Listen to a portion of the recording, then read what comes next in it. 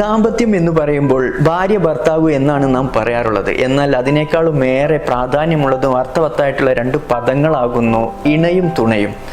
ഇണയാകുന്നത് പരസ്പരം ശാരീരികപരമായിട്ടും മാനസികപരമായിട്ടുള്ള ആവശ്യങ്ങൾ ആത്മാർത്ഥപരമായിട്ട് മനസ്സറിഞ്ഞ് നിർവഹിക്കുന്നതിന് വേണ്ടി സൃഷ്ടാവ് നൽകിയ ഒരു ആത്മബന്ധമാകുന്നു ഇണ എന്ന് പറയുന്നത്.